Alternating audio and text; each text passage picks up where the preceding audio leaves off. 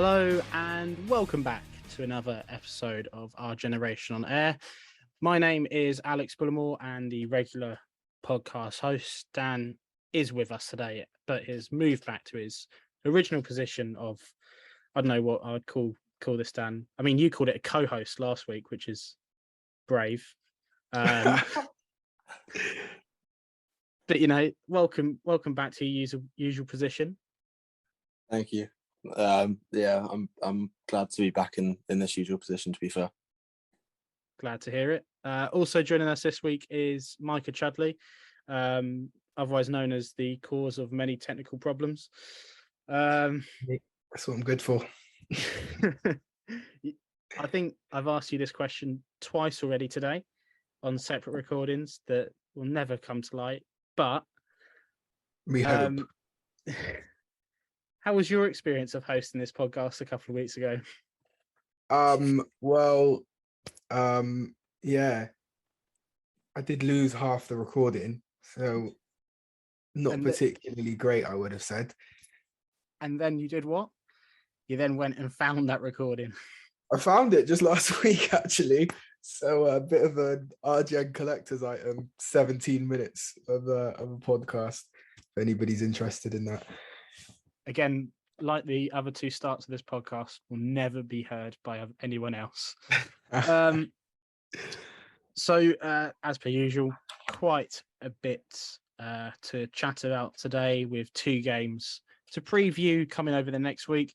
But first, let's look back at the match against Rotherham last Saturday. Team news for this game, just the one change, which was Willock for Dazelle.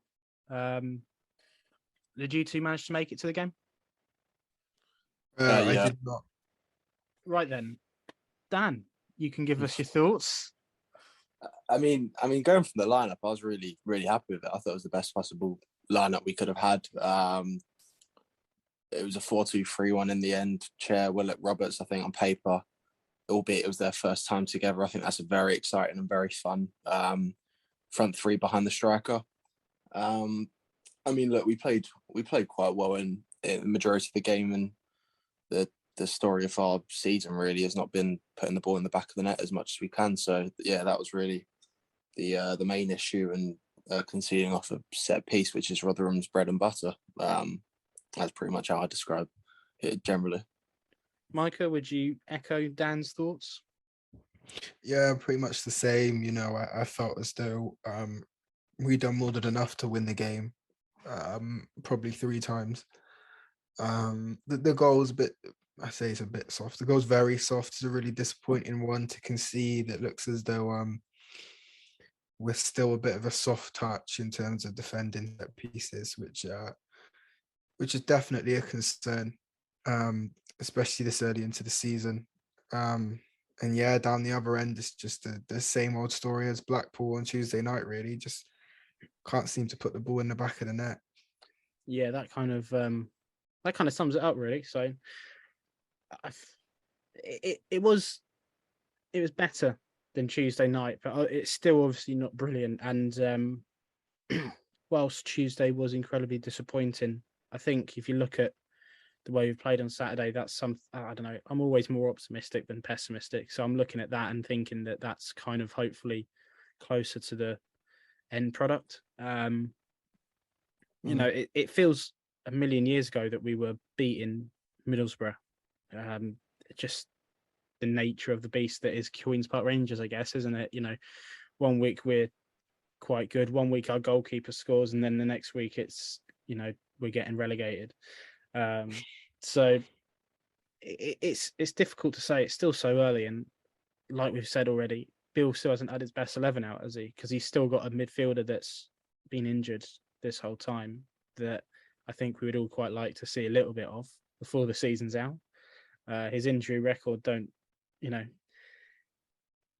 bode too well at this point in time, but we'll wait and see on Richards. That is his name, right? I get his name. It's Tyler Roberts you're thinking of, mate. To be honest, it probably is. But yeah, like Dan mentioned, there's some nice partnerships forming there, isn't there, Micah? Oh yeah, for sure, for sure. Roberts, Willock, Chair is going to be an exciting front three. I thought Chair probably had one of his better games of the season. I know a lot of people were talking about I was going to say his miss, but he didn't actually touch the ball, did he? But the chance he had at the end where he sort of missed it with his left foot when Armstrong played him in. I do think otherwise he had probably his best game of the season. So I'm excited for those three as well. I thought Laird had a pretty decent game on the right hand side as well. I thought he was getting up and down, and I think kind of the energy that he's going to provide for us it's going to give us something a little bit different. I mean, obviously you kind of know what sort of kind of chances you're going to create with Roberts, Willock and Chair, but I think Laird gives us a little bit of a different dimension, and he was definitely giving their left back something to think about on Saturday. So it's really a disappointing result. No disrespect to Rotherham, but not beating a newly promoted side at home, you're going to be disappointed. But I do think there's reasons to be cheerful. Yeah. Interesting that you mentioned Chair there, because he has had this sort of good start to the season on paper. If you look at the assists, he's right up there with the top assist providers I for the believe he's league. top or Joint top with. I know it's early days, but you'd rather be at the top than down the bottom, wouldn't you? But it's still a weird start to the season because you feel like he hasn't played fantastically well. He didn't really show up in the League Cup, but looking at a few stats from him, the BBC on their page had him at 2.2 chances created per 90 minutes, and Who Scored says he makes on average 2.8 key passes per game. Both of them put him in the sort of high end of the the creative stats, I guess you could call it, at this point in the season. And in fact, only Matson, Diangana and Jed Wallace average a better key passes per game statistic. So, he's up there doing the job that we kind of want him to. I know, Dan, you've mentioned that he hasn't quite, you wanted him to see him in the same way that he was playing pre-season, and he hasn't quite sort of found himself in those positions or gone as forward, perhaps, as you like. But still been okay, I guess. Yeah, I think like Mike said, he had a better game on the weekend. I think he still pops up in the key moments, as we saw at Sunderland with the goal and the assist. And also, I think he just missed Willock. We saw last season and this bit season before that when those two get combining and for the goal on Saturday, they could be as lethal as pretty much anyone in the division. So I think for me, Chair's more of a player that needs support around him in terms of combination play and that kind of thing, rather than maybe Willock that can take someone on and beat them 1v1. But no, I think that performance on Saturday from Chair was definitely promising. Yeah, and let's just briefly talk about something that Micah mentioned there. Rotherham, in comparison to what, that we've seen them a lot over the last couple of seasons, yo-yoing between the Championship and League One. I think a lot of the people are kind of, because they haven't had a bad start to life this time round. Do you think they've got a better chance of staying up? It's hard to say. I wasn't massively impressed by them. I thought what they did when they Warren said after the game, he just tried to attack the sides with Washington and Ogbene, and we saw with the lead up to the free kick, they played a clip ball over the top. Powell was isolated 1v1 with Ogbene, and he lost the battle. So I think in areas they're good for this level, but I still think they do lack a bit of quality, because a lot of their reliance is on Ogbene to produce for them, and if he gets marked out of games, then I struggle to see where the goals really come from. Yeah, I think what they've done. I think what they've done, which might help them this season compared to other seasons, is that they've managed to get some points on the board early. In the last couple seasons, you kind of see Rotherham, like from game week 1, they're the whipping boys a little bit, but like I think if you'd offered a lot of their fans, 1 win, 3 draws, 6 points from the first 5, they would have bitten your hand off, to be fair. So again, like we said earlier, it's game week 5, 5th game. We really have no idea what the table is going to look like next month, let alone the end of the season. But they've got points on the board early, which can only be good for them. Yeah, absolutely. I'd still worry for them considering they're going to be starting by the looks of it with Washington up top. I didn't even notice that he was playing on Saturday. Standard Washington performance at Loftus Road then, really. Yep. I completely forgot that he was there. And Grant Hall, to be honest. I couldn't really... I forgot about him as well. I couldn't tell you which... You could put them in a lineup and I couldn't tell you right now what they look like anymore. No, I no idea if they were actually playing or not. I'm sure that wasn't too many Baileys on holiday. I don't know, mate. Anyway, you mentioned Powell. Now he's kind of come in for a bit of criticism on Twitter, as per his standard in these days in QPR. But he's not had the most amazing start to the season. Is this a case, do you think, of him sort of acclimatizing to the league? I know he was playing in the Eredivisie last season, but bear in mind that he was part of a side that got relegated. So, I think when we brought him in, we talked about we're not quite sure what the standard is at the bottom end of the Eredivisie compared to the standard of the Championship. Yeah. What are we thinking on Powell so far? I think one thing people might have overlooked a little bit is that obviously, much like us last year, Powell was playing as part of a back five. So he was a wing back as opposed to sort of a left back. And obviously I understand that our wing backs or our full backs even get quite forward, but defending in a back five or back three is very different to defending in a back four with two centre backs. I think that's where people are kind of judging him, because it does feel like sometimes he gets caught. I personally felt like when people blame Kakai for Middlesbrough's second goal, a couple of weeks, God, it does feel like an age ago. You're right, Alex. A couple of weeks ago, I felt that actually came about because Powell got caught between two of his men. And that obviously meant that there's a spare man over and Kakai had to make a decision over who to mark. And there's a couple moments like that where, he's kind of caught between going forward and defending, I feel like. It might be, I might be wrong, but that's where my criticism with him kind of lies. Again, I've said it on the pod a couple of times now, wait till like we're at game 10, wait till we've kind of got Amos and Richards and Clark Salter back. Then we'll know a lot better what type of team we are. Yeah, and same kind of like with Powell as a player. Yeah, Powell kind of gets caught out, doesn't he? And it's exactly what you said. He kind of gets caught in two minds a little bit on what he should be doing under the high ball. And he goes to try and win it, but once you go and try and win it, you've got to win it, because once it went over him, he was caught out, and really, he made the challenge. It was a bit risky, especially with Andy Woolmer as referee. I was kind of thinking, he's going to give a penalty or something like that. He's just going to sort of make it all about him somehow. But yeah, he just do wonder at that point whether it was best to see if he could just let the cross come in. But he tried to make up for it, whatever. What do you think, Dan? I don't know. I think firstly, the fullback, particularly the left back position, is a pretty demanding role in that system, first off. So he's got to adapt to quite a niche system. And I think you look at who he's faced at the start of the season. He played Brereton Diaz on the right a little bit first game, Isaiah Jones.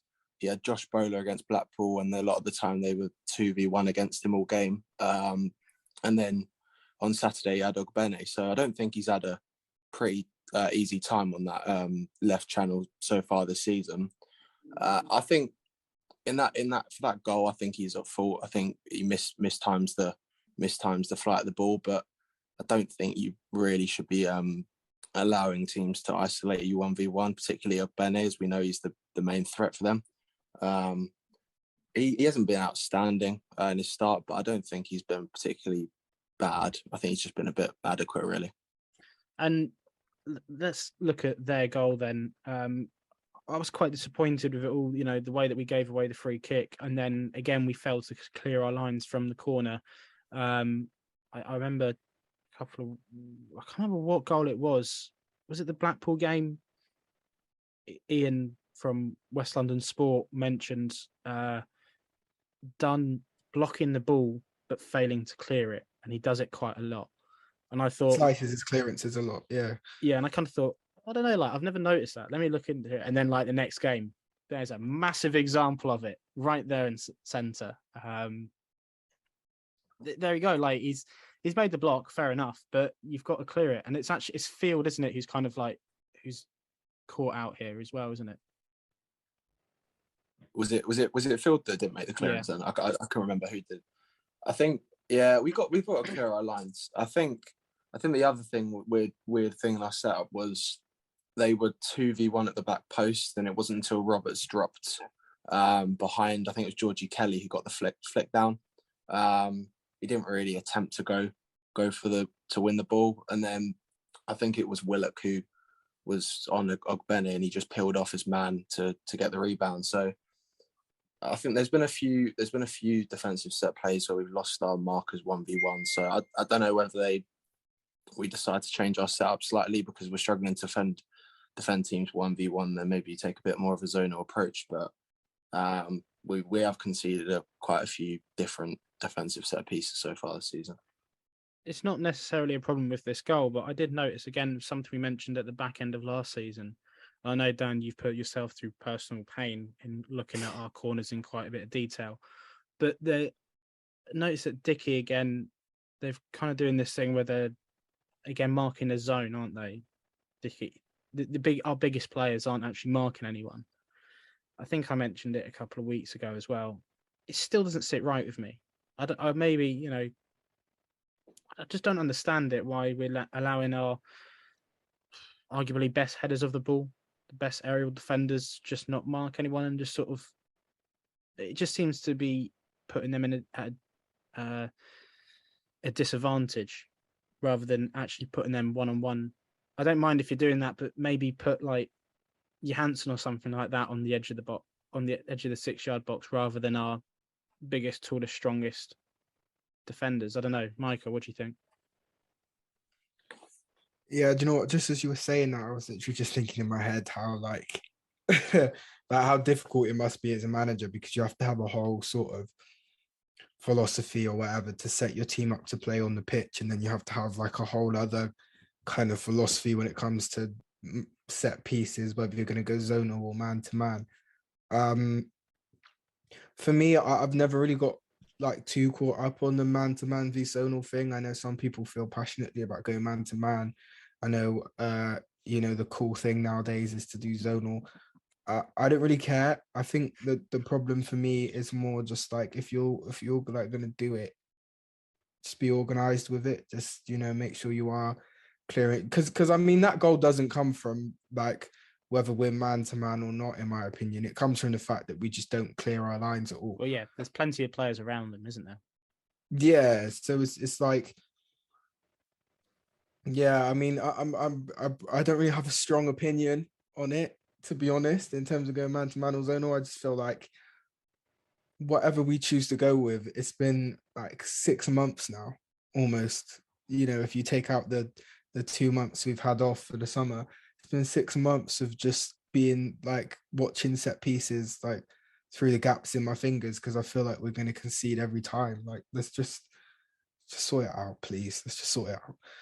And you know what? The weird thing about it as well is that it just all of a sudden started becoming a massive problem. Because for the first half of last season, it wasn't an issue. It wasn't an issue. I can't remember, Dan, if you covered this in the article that you did, but why did it become an issue halfway through last season? Was it a change that you noticed, or is it just teams probably have worked us out on corners? Well, I didn't really cover the first half in detail from the couple we conceded, so I don't know exactly in that extent. It was the main theme, if I remember rightly, was the front post. Whether they make a decoy around the front post or get a fleck on in the front post. It seemed to be that. I'm trying to think now. A lot of people thought it was the fact that we didn't have Dieng, but then it never really reached the goalkeeper kind of zone. I think who did we have? Was Dickey out injured at one point last season? Okay. That was like right at the end, though. Yeah, to be honest, I don't know. I don't really know the ins and outs before what was happening. I only really analysed the issues with those ones.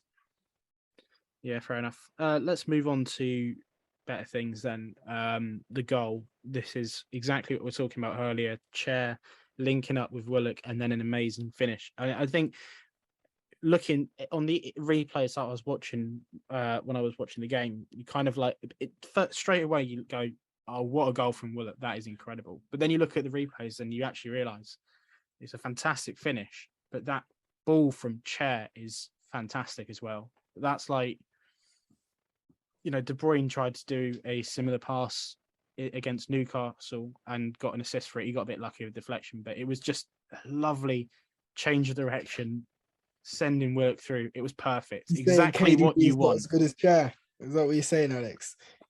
No, because I won't say that, because I know that we've got part of the Ginger Union in this podcast, and he'll get angry at that. I didn't hear what was said there.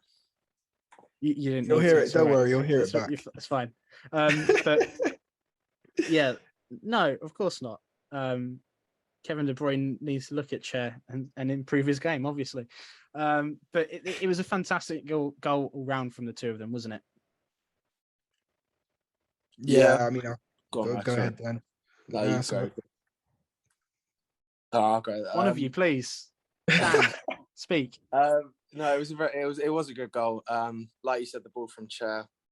I mean, it's what Chair and Willett do together when they're both fit, and they're pretty much firing each game really. And then I think the positioning from Chair also, when he drags out Grant Hall for the space as well, was quite clever. But the ball was good, and then Willock, I believe he comes inside. He delays the shot and then comes inside, and then finishes at bottom left corner. So no, it was a good goal, and we needed that to kind of spark some momentum.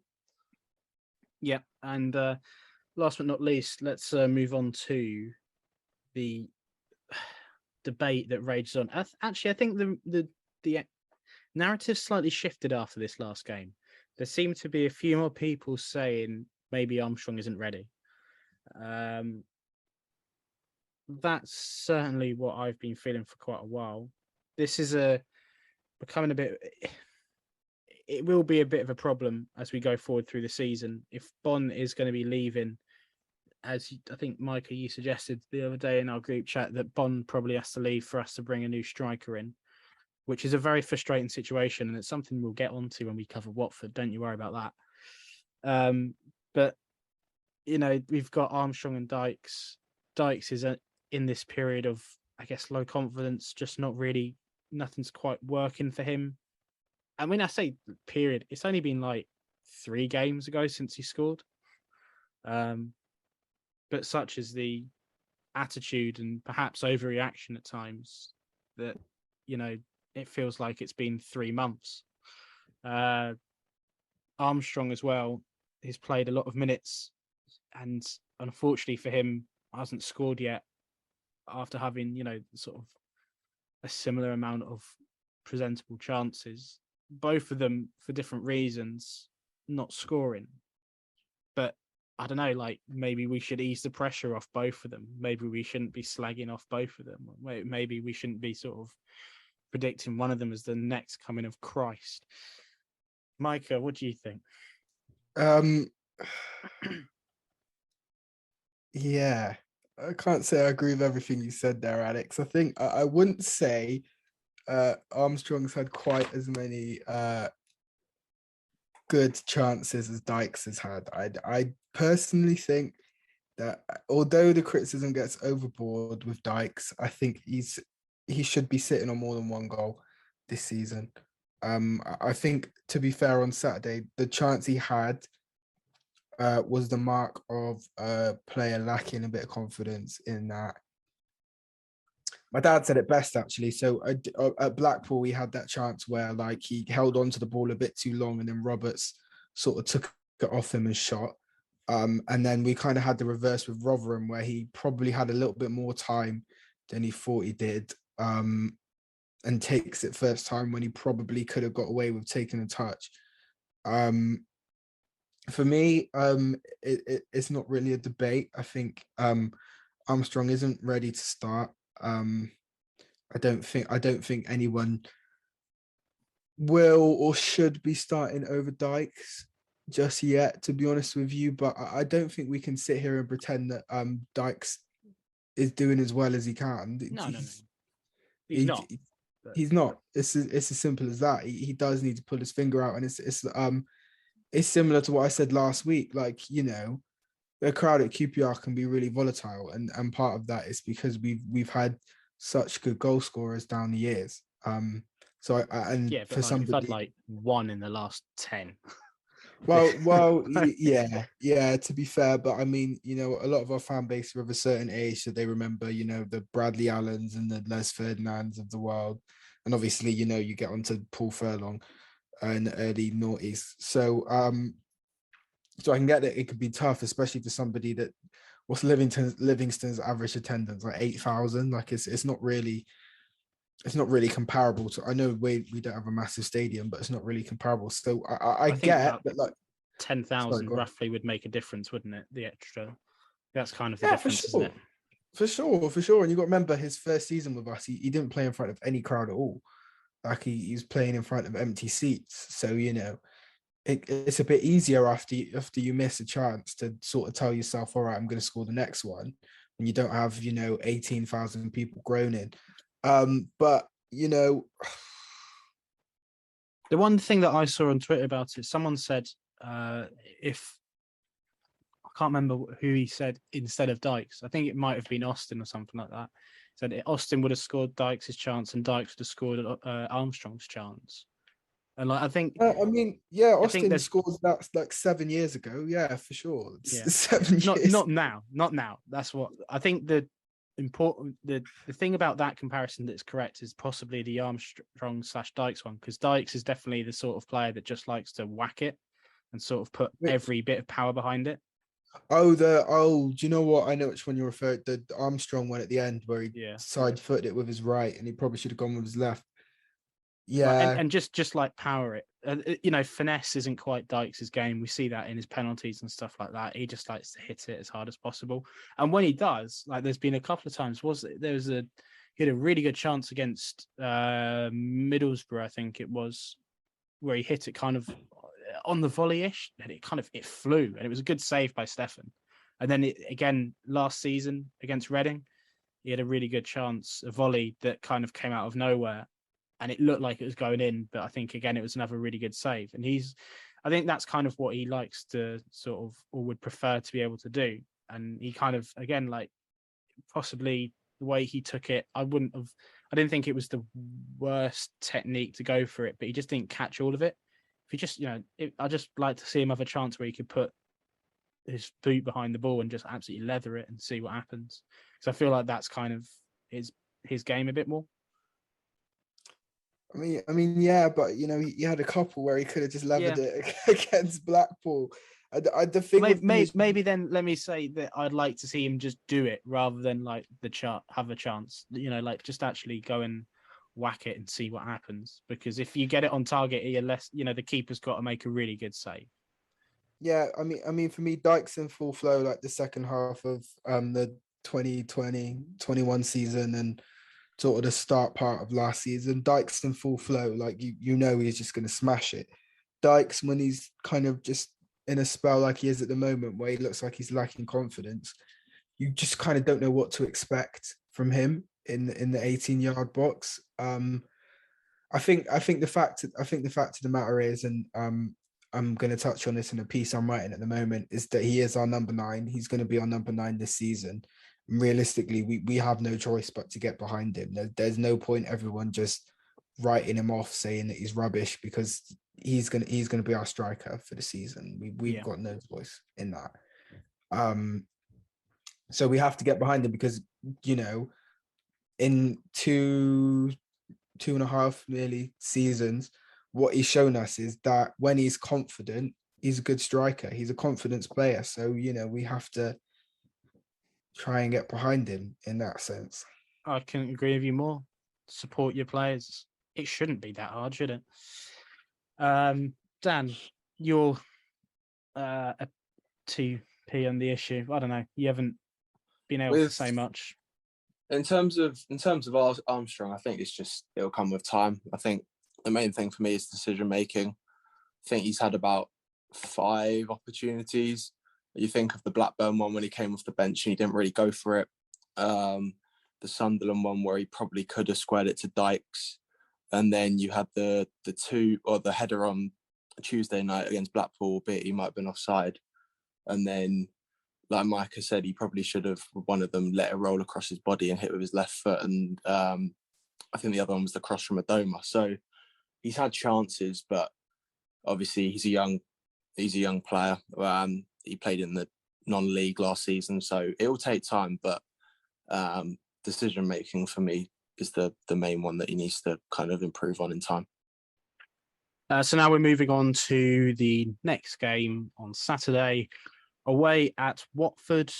Some people are talking this up as our first big challenge so far. So looking at Watford, what are we thinking about this game? Are we nervous? I am, now that Sarr isn't leaving. Well, that's one of my points taken. Thanks for that. Sorry, pretend I didn't say that. I mean, you never quite know. I guess we'll touch on that now. They've got some pretty topsy-turvy sort of transfer moments. I guess Sarr probably will feature at the weekend, but Newcastle have had a bid accepted for João Pedro. According to Fabrizio, he's on his way there. So, he probably won't be involved, I'd imagine, on Saturday unless something goes wrong there. But, this is a side that's come back down.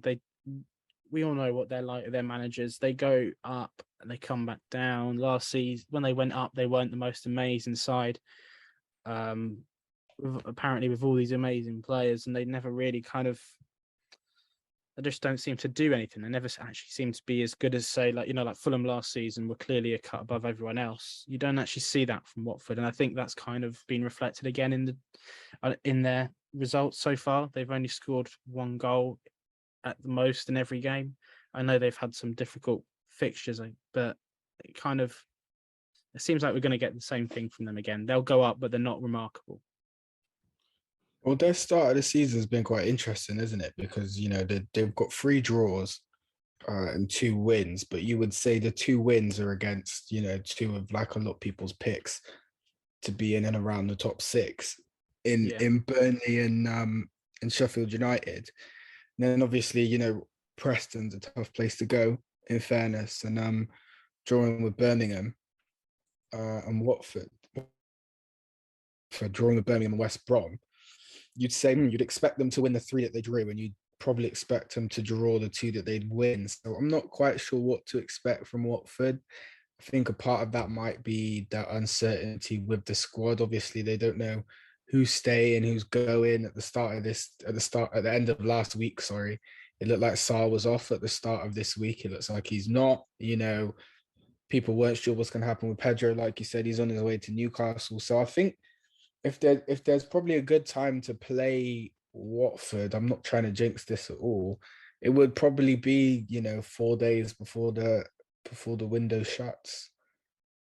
Yeah, absolutely. Dan, what do you see them getting promoted come the end of the season? I think they'll be up there. I think they're going to have a lot of money from the Dennis and Pedro sales, so I'd imagine they'll probably spend that late into the window. I think they've still got quality. They brought in Hamza Chowdhury on loan, who looked quite bright a few games ago. Backman's a decent keeper for the level, and they got some young. I think he's Colombian. Asprilla, his name is. I saw some moments of the Preston game, and he looked a cut above in that game. Just the vision, the technique, the passing range. I think if there's anyone that we need to look out for, it'll probably be him, because can't really afford to give him much time and space on the ball. But it's Didn't a he new go man. off injured? Or did I imagine that? What's that? Sorry, Did he go off injured, or did I imagine that? I don't know. I didn't notice that, but it's a new manager. Like Micah said, obviously people leaving, so it's quite a weird squad at the minute. So I think it will take time with them, but they've got some decent results against some decent opposition. Yeah, Hamza Chowdhury obviously is a pretty decent signing. And then also Keenan Davis on loan from, is he on loan? I assume he's on loan from Yeah, I think Forest. He played in the playoffs for them last season and played quite a lot for them at the back end of last year. I had a look at his record for Forest, and he scored a few goals, but they were all scored against Reading, Birmingham, Barnsley, and Cardiff. So, and he scored a brace against Reading. So you've got 4 of probably the worst teams to play in the Championship last season. That's the ones he's scoring against. Again, don't want to jinx it, but sort of like you look at that and think he might be a good striker eventually, but maybe not sort of, I don't know, right now. He is 24 though, so you got to start scoring goals at some point. We've already mentioned transfers, and this is something I think will be brought up a hell of a lot in the build up to the game. Obviously, with us sort of scrapping everything together, selling players like Bon to sort of fund a transfer for another striker, and sort of digging deep behind the couch to find cash for Laird, as Micah suggested earlier on in the podcast, because Watford have sold Hanse Kamara to Udinese for 16 million, and then he's been loaned straight back to them. Now, on the face of that, you might think, what's really the problem there? They've sold a player for a fee, and he's come straight back on loan. Well, it's interesting because 1, there's no option for him to be recalled this season by Udinese, and 2, the Pozzo family own both Udinese and Watford. Now, obviously, we have to be careful of what we say here, and it is the case that it's 2 separate owners. It's not the same owner. It's a father and son that own the 2 different clubs. But this is distasteful, let's say, isn't it, Micah? Yeah, I've been told I'm not allowed to use the C word, so I'm going to call it morally ambiguous at best. It doesn't sit well with me at all.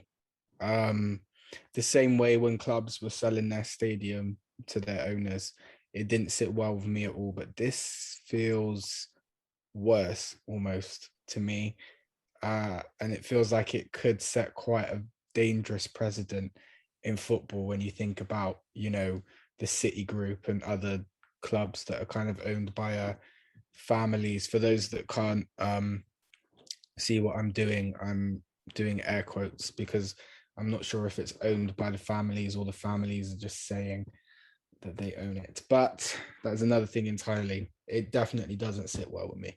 Yeah, I mean, the thing is with City Group, isn't it, that they got like 9 different clubs around the world, and they kind of use those other 8 clubs as a breeding ground for Man City players, which, isn't necessarily, that's not really illegal, because they're essentially just they all own the clubs, don't they? It's in a sense just having affiliate clubs that you have a hand in. Chelsea seem to do it with half of the Eredivisie and their loan army. So, that's kind of the more well-known way of doing this. This is more, though, it feels like a sort of a way to get around some FFP rules. They're basically sold him off so that he isn't really, I mean, he's on the books, obviously. He's not like he's getting paid cash in hand, but he's on the books, but he's kind of not. I'm not, obviously, as you can probably tell, I am not technically minded towards economics at all. So I've got no idea really what I'm talking about. But Dan, it just doesn't, this whole thing just feels so frustrating when we've got our club trying to be responsible, much to the sort of, anger and frustration of most of its fan base. Yeah, it's definitely frustrating, and I mean, it seems as though that they've kind of done it to help the cash flow at Watford. I think the example about the City group, City did something similar with Aaron Moy. They got him from one of their City clubs for free, loaned him to Huddersfield, and then got 10 mil from it. So they've done similar, not this quite the same, but clubs have done it before. And I saw Kieran Maguire on Twitter, who's known for the Price of Football pod, said it is actually it's legal, but like Micah said, it's not really morally right. And then when you've got us that can't really sign a player until we sell one, it kind of does show the issues with the financial stuff in the Championship, with the power payments and stuff like that, what we got to compete with. Yeah. Let's move away from that then. Dan, what do you think of the new manager for them, Rob Edwards? Do you quite like what you've seen so far? Admittedly, I haven't seen much of Watford. I've seen bits and pieces. Obviously, he had a good pedigree with Forest Green at League Two level. He was well known for developing and producing Kane Wilson, who's now at Bristol City. I think he's a decent manager from the bits I've seen of him in League Two and this year. It's just whether moving from a club in League Two to Watford, who are quite full of international players, whether he can manage the dressing room and get everyone on board really, as well as adding in his philosophy. So it'd be interesting to see how it pans out across the season, but he seems to be doing all right so far. And their kind of style of play, what we're expecting from them? More possession based. It'd be normally it's a 3-5-2, but he did play a 4-3-3 in one of the games. I can't remember what one it was. So I'd imagine they'd have more of the ball in this game, and we'll just try and sit off, be quite compact, and try and hit them on the break, really. So let's kind of look now at what we can do then, because there's problems there with us at the moment. We're not quite fitting. We're not quite flowing as much as we'd like to. So, Micah, when you look at us, what do we need to do over the next couple of games to improve? Yeah, it's just a bit of fluidity. I think it's gonna come with time. I'm fairly confident that our season won't be these 5 games, if you know what I mean. I'm fairly confident that we will get Dyke scoring, or Armstrong or Bond or whoever's up front. For me, it's the fact that we are creating the chances. If we weren't creating the chances with the creative players we have in our team, then I'd be really worried. You could say arguably we haven't put our best team out yet. You could say arguably our bench looks weak every week because of the injuries that we have. The sort of not reliance on Amos, but I think what Amos kind of brings to our midfield, we are really kind of going to understand that once he's back.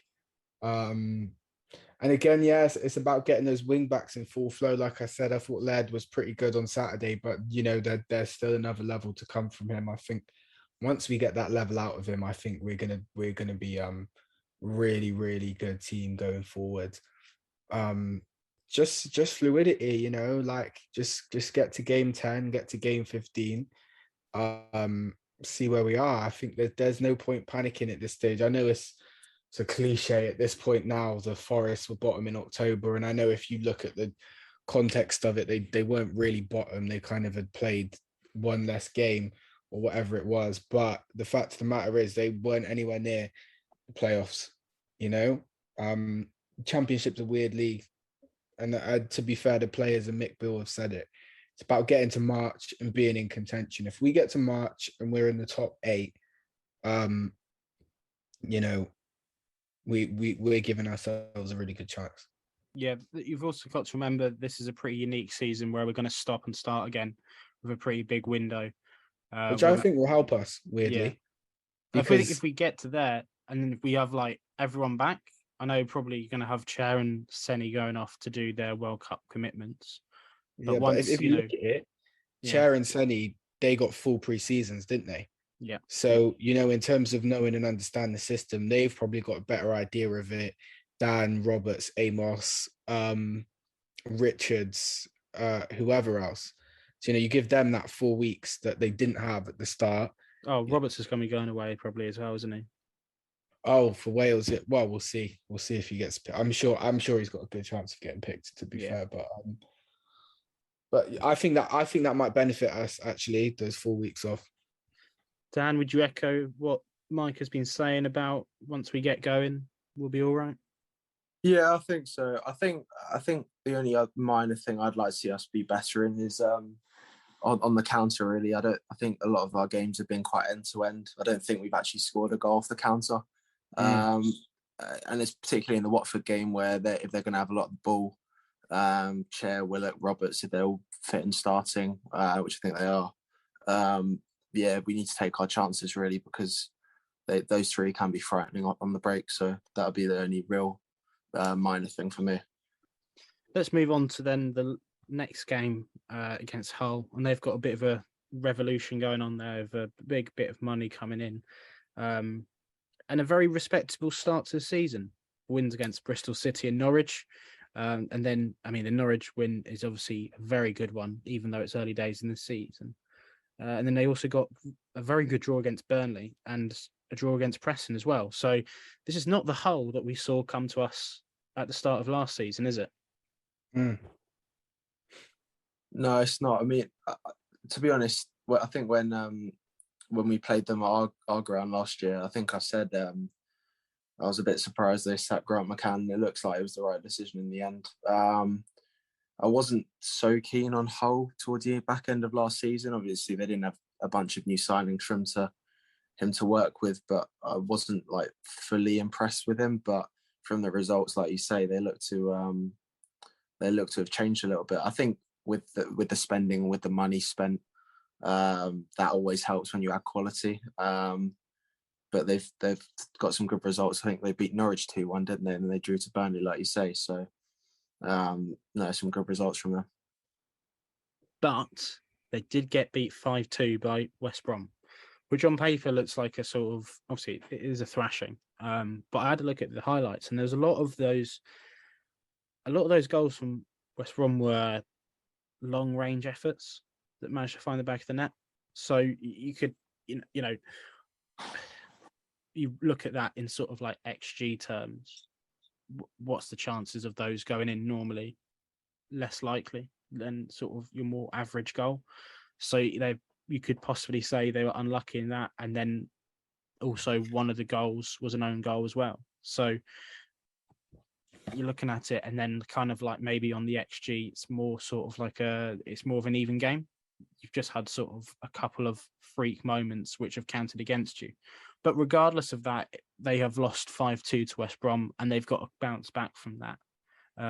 They are obviously going to play before our game, but I kind of thought this with Sunderland. They had such a great start to the season, and then I kind of thought if we get something out of the Sunderland game, then they might start a little bit of a wobble.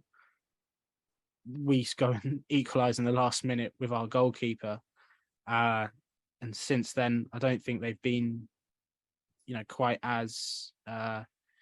They beat Stoke, didn't they? But they lost to Sheffield United. So, it's all about how you bounce back to these results and those setbacks. So that's something that they've obviously got to do. They've made plenty of signings as well, but the one that really grabs my attention is Seri from Fulham, which, considering the noise that was made when Fulham signed him a couple of seasons ago, he was supposedly linked with a lot better clubs than Fulham. The fact that he's at Hull now it's bizarre to me. Like, it's just kind of, it seems very strange that this is kind of how it's panned out for him. But any other money talks. Well, Mate, it's got to talk loudly. The guy was in the south of France a couple of years ago. Now he lives in Hull. The money must be screaming at him. It must be really screaming. Yeah. Fair enough. But yeah, like they've obviously made quite a bit of signings. What do we think of the makeup of their squad? It's interesting, isn't it? You don't really associate Hull with no offense, I keep ragging on the City of Hull. I hope, not that I would ever go there, but I hope they don't hear this. But you look at some of the signings they made. Obviously, Seri, somebody that was linked with Barcelona a couple of years ago. The one I like, or the one that I'll be looking to see how Dickey and Dunn deal with him. Can't say his surname, but the Colombian guy up front, first name Oscar, I cannot say his surname. Estepian. I have no idea. I have no idea how to pronounce it. But the guy he scored 2 against Hull. And I think he got both. He scored 2 for Hull. Sorry, scored 2 for Hull against Norwich. That's what I meant. They scored 2 against Norwich, and I think he got 2 against West Brom as well. West Brom, yeah. So both his goals have come against, teams that were in the Premier League a season or 2 seasons ago. So and he's quite tall. I think he's around 6 foot as well, or at least he looks it anyway. He's kind of like that sort of archetypal championship striker you think of, tall, decent with his feet, scores goals type of, if you can make a championship striker in a lab type thing. So I'll be interested to see, if he is the real deal, if it's a little bit of a purple patch. And I'm interested to see how our centre backs do up against him. Absolutely, because I look again, like I said, I looked at the highlights and he scores those 2 goals. I think it's the second one in particular that I was kind of set off warning signs, because he just kind of bulldozed his way through the West Brom defence. They were holding him back, they did everything, and he still managed to get his shot away, and it flies into the back of the net. He looks strong, and he looks like he's got a decent bit of pace on him as well. So that, like you said, is going to be a very interesting challenge for Dickey and Dunn. Dan, have you got any other sort of insight on Hull, any other threats that we might be looking out for? I really like Jacob Greaves, their centre back. He's been there a few years. I think he came through their academy. Left-footed, ball-playing centre half, quite mobile. I also like Ryan Woods, who they brought in. I feel like everywhere he's gone, he's kind of done a decent job. I think I remember him in the Mill when he was on loan at Mill when we beat them 3-2 in the comeback. That first half where they went 2 up, I thought he was unplayable. So yeah, I think if Ryan Woods is one of these midfielders that obviously isn't going to get any higher than the Championship, but you probably don't get much better than him in the Championship. Yeah, I'd agree with that. I also saw that Tete, their new signing as well. He looked quite a good profile for the division. I think him and Estupiñán, I can't even know how to say his name properly. They linked up well, so they've definitely got threats. So it should be an interesting game, but it's a game away after the weekend, so things could change. Yeah, and by then we could have a new striker. What do we make of these conversations Bill has been having with Aston Villa? Is this false hope? Is this unfair on us, or is this something that we can realistically get excited about? Because he hasn't specified who he's calling and texting Gerrard and all the other coaches about, but it sounds like he's pestering them for someone. It doesn't matter, Alex. Everybody's decided who they think it is, and if and when it's not that person, there's going to be a complete meltdown. Well, the thing is that he was meant to be going out on loan because someone else was coming in, but that person is now no longer coming in. Let's stop with the sort of like jumping around the fact. Cameron Archer, of course, is the name that we want in. When I say we, I say majority of the fan base. Whether that's realistic or not is something else entirely. And the other player that was meant to go the other way was Sarr. Now, we've already talked about the fact that Sarr, I think it was even before he got to the medical, Gerrard changed his mind, apparently, and just doesn't want him anymore. And it's weird because in this sort of modern age where every transfer is thought out, he's been scouted, that usually someone in the club, where it be a director of football or a manager, has probably watched a lot of them and thought that is someone that's going to improve my side. For the manager to turn around before he's even turned up at the club and say, I don't want him anymore, that is bizarre, isn't it? And I know it's not quite QPR topic, but it's proper bizarre, and I just thought it was really interesting. But anyway, Sarr is not going to Villa now. why would this even come up if this isn't going to come to something? You know, what's the point of bringing this up at this point? The Villa thing, or the Beale, the Beale players. chatting to every coach that Villa have, trying to get a player. Yeah, you know, I was talking to my dad a bit about this yesterday. One thing I like about Mick Beale is that I think his press conferences are a lot more interesting than Warburton's. Definitely a million times more interesting than McLaren's. Not quite as interesting as Holloway's for different reasons. We don't want it to be that interesting, though, do we? No, We want it to... it never needs to be that interesting. But one thing, and I think, you know, it's his first job, right? He's 5 games in. Like, this isn't a criticism, but this is a learning curve for him. I do think sometimes he's a little bit naive in what he says. I think he's trying to give the fans as much transparency as he can. But there is times where it goes a bit too far. So one thing I think he did, without even meaning to, is when he spoke about the Dykes chance against Blackpool, he was like, "Oh, we have to be scoring that," which true, but you know, it's probably not the best thing to kind of put pressure on your striker like that when he is your only striker. But again, learning curve. This is another one of those things that I feel like didn't need to be said. I get it, you're on TalkSport, you want to give them something to sink their teeth into, because there's nothing concrete, is there? But No. by saying, "Oh no, I've been speaking to Steven Gerrard about some Aston Villa players," it's like, oh, okay, I could go to the club and speak to the prettiest girl there. You know, it doesn't mean, you know, she's coming home. You know what I mean? Like, it's sorry, a bit of a crass analogy, but it's like, what am I supposed to do with this information, Mick? Like, am I now supposed to go on Twitter and see at QPR forever say, "Oh, we're getting Archer, we're going up"? Because now, when does the window shut? In a week's time? When the window shuts in a week's time, and let's say Cameron Archer isn't here, and everybody's getting on Dyke's back, everybody's getting on Armstrong's back, everyone's getting on Bond's back because we thought Cameron Archer was coming in and we got our hopes up. You've just sort of just shot yourself in the foot. So I'm not criticizing him at all. He's a new manager and he's learning it, but I just wouldn't have said anything if it was me. I just at this point, what's the point of maybe doing that interview as well? Like, kind of, yeah, it's like, he's got the job. Do we need to be going on TalkSport at this point? We've kind of nothing's happened yet, has it? Nothing's happened. Like, I assumed that he was talking to his old club about bringing in talented youngsters on loan, because Villa have a lot. Like, I already assumed that, you know. Yeah. If there's no, we assumed that, and then like it's not proven so far to be a profitable route, and we've kind of all let ourselves down over that, because we kind of all hoped at the start that he would be getting someone in from Villa, you know. Mm-hmm.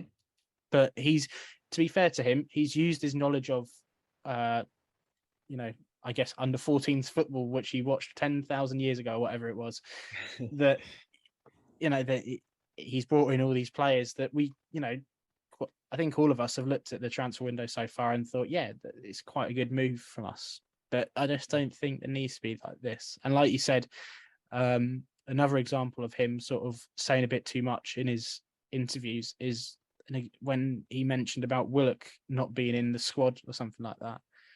And he had to backtrack on that, I think, quite quickly after kind of everyone just went, "No, Willock. How can we lose Willock at this point?" Like, he was never going to be involved in the Charlton game, and it was kind of like a bit more of a plan. But he kind of like, what's the point of saying that? You know, let's just sort of wait. We don't need to know everything. I get it. Like, I appreciate the transparency, because a lot of managers, especially in the Premier League, they just give you the blandest post-match interviews ever, and I enjoy most of it. I feel like I learn something about the game every time I watch one of his press conferences. But he's got to find that balance, I think, of, you know, being interesting and not saying too much. Yeah, Dan, just before we go, is there anything that you would like transfer-wise for us to bring in? Probably a striker in an ideal world. And I suppose, yeah, I don't know. I don't think we're going to get a left-back cover, but there was talk about that a few weeks ago with Powell being injured. So I suppose those are the real two positions that if we strengthen anywhere, it'd be those two. But I can't see us really doing much more now, to be honest. Okay, so on that, we'll bring this podcast to an end. And this is our small segment for some article plug-in. So I think, Dan, you've obviously got an article out now via Loft for Words, haven't you? Yeah. I'm gonna be writing some pieces for Clive across the season. He's big time now. I He's wish. leaving us in the mud. They're going to be basically what I did on my blog. So just not tactical match reviews, but more like tactical like topics and stuff like that. So the first one basically on what Bill's kind of implemented and changed since Warburton was at the club. So if you want to go check that out, you can do it. Yep, and congratulations to you for getting on there. Moving on to bigger and better things beyond our generation. Micah, this as well, I'm sure you'll know, last week in what game just went, we literally just talked about it. What was Rotherham. it? Rotherham. In the Rotherham programme, you would have found a column from Dan. In the Blackpool programme, you would have found a column from me. And if you go back to the other columns, programmes throughout this season, you would have found columns from other Our Generation writers, currently not on this podcast, so they won't be named. But with the five of us, all three of us here, and the two others from Our Generation, Ben Summer and Sam Taylor, we're all sharing a column in the QPR Matchday programme this year, and the next one is none other than Micah Chudley. So Micah, can you just give the listeners, a little synopsis of what you're going to be putting in the Hull Matchday programme? Yeah, so if we don't get spanked by Watford and everyone's not depressed, they will be able to come to QPR v Hull. I'm not really going to do anything too groundbreaking. I'm just kind of going to touch on a couple of the things that I think Mick Bill said in the week. I don't know if anybody caught it on TalkSport, but he did say that now the players are going to be wearing suits to games, going to be eating pre-match meals together. So I'm really just going to talk about, like the standards of a Premier League club off the pitch and how they translate onto the pitch. And I'm going to just touch a little bit on how, just little tweaks and changes off the pitch can really make a difference to a football team on the pitch. So nothing groundbreaking. Yeah, but it sounds an interesting angle to come from. I think that's kind of the route we're all going to go down with the programs this year. They're not going to be, they're only a limited amount of words, but they're going to be hopefully fun little pieces of information for you guys to digest and read prior or post match. Also, the thing to mention about the podcast, about the program, is that we do have to get it in quite early. So, like, sometimes if it may feel like we're not reading the room, that's because we probably wrote it before a win. Like, yeah. So I've actually just sent mine off, and I was told specifically not to mention anything about the Watford game. So if we win 7-0, and I'm talking about we still need time to like settle in as a team, I apologize. We don't. We're the best team in the league. There's a little view behind the curtain for you all. So apart from that, I don't think there's anything else that we need to plug, is there? I don't think so. No, I don't think so. Fantastic. So Ben dropped something on our gen quite recently. That's correct. Ben put something out about being optimistic and why hopefully it will all come together in the end. So that is on Our Generation Net, because some of us aren't yet good enough to move over to Loft for Words. So thank you very much for listening. This has been another Our Generation podcast. Thank you to Dan and Micah for coming on.